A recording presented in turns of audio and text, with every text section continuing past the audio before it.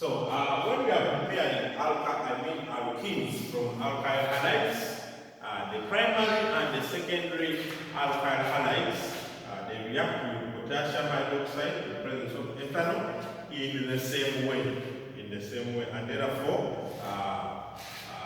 if you have followed the reactivity with the primary alkyl halides, you can easily know how secondary alkyl halides behave.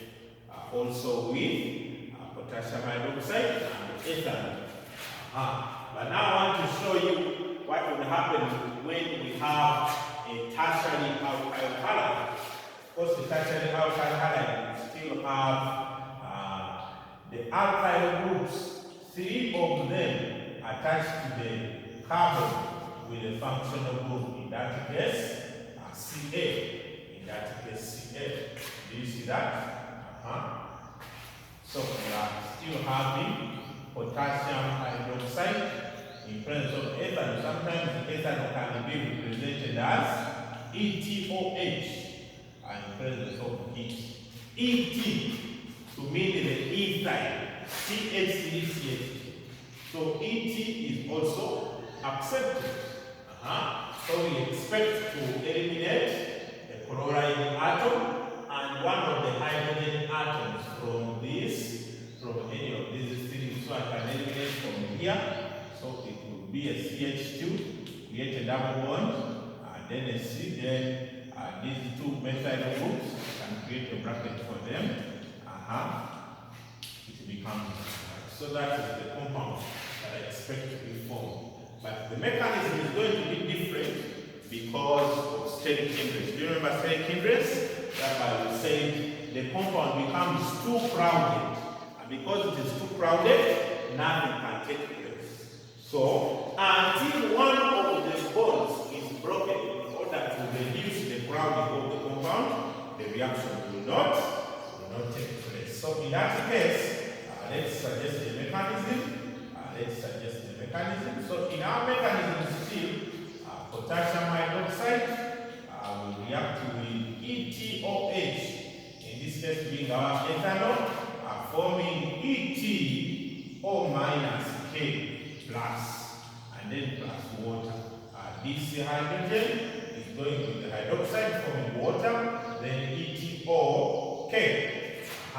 Then this ETOK, which is our potassium ethoxide, is going to dissociate further, giving us an ethoxide and potassium ions. You don't have to mind so much about the states, because in organic chemistry we don't so much care about the states.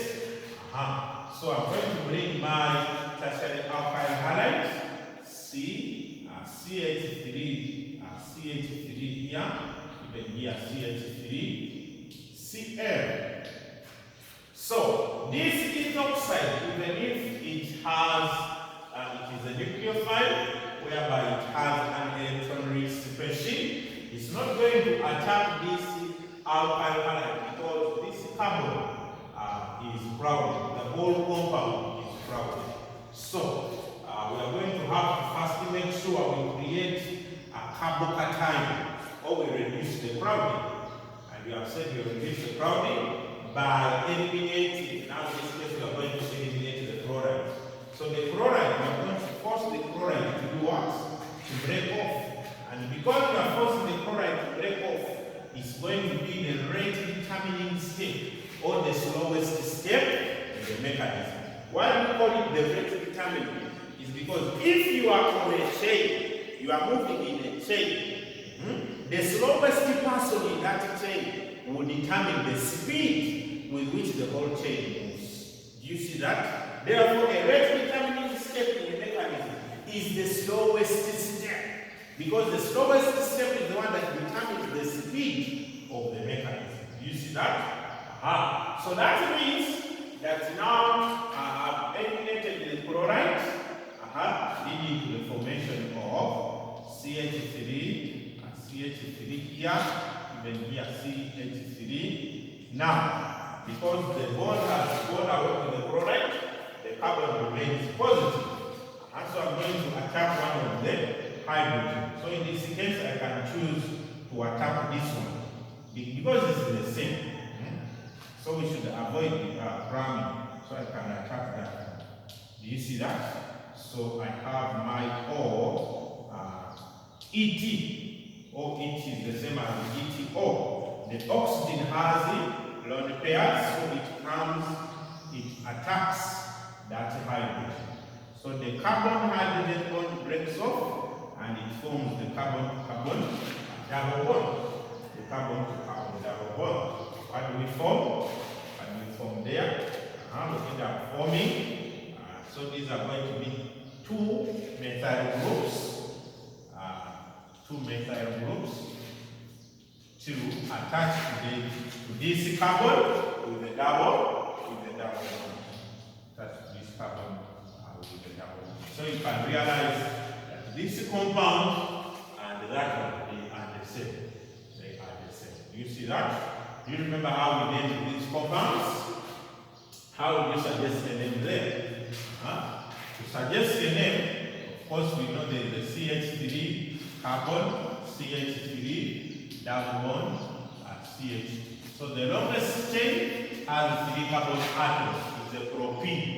But the methyl group is attached to carbon number 2. So it becomes 2-methyl propene. 2-methyl propene. So that is what happens. So the only difference between primary and secondary alcohols, alkyl halides, and the tertiary alkyl halides is that in this case, because of steric hindrance in tertiary alkyl halides, we have to first break the chloride off in order to reduce the grounding of the compound, and then the ethoxide comes to attack later. But for primary and secondary alkyl halides, as we are stated here, the ethoxide group comes to attack simultaneously. A bond is being formed as the chloride is breaking off. Because here there is no steric hindrance. So all these can happen at a go. However, here they cannot happen at a go because of steric hindrance. So that is it. Okay. Then the last method of preparation of alkenes, still with the hydrohalogenation, but in this case of vicino dihalides. So using vicino dihalides. In that case, they are heated with zinc. You just need a vicino dihalide, you heat it with zinc. So what happens is the bromide atoms break off, leading to formation of a double bond between the carbon to carbon adjacent atoms with the halogen atoms. So that gives you formation of that. For example, the other example, if you have you have BrCH2, and then this is CH, Br still, then CH3, zinc, and then you are heating. So the double bond is going to be formed between these carbon atoms, which have the bromide atoms, and they are adjacent, forming CH2 double bond CH, CH.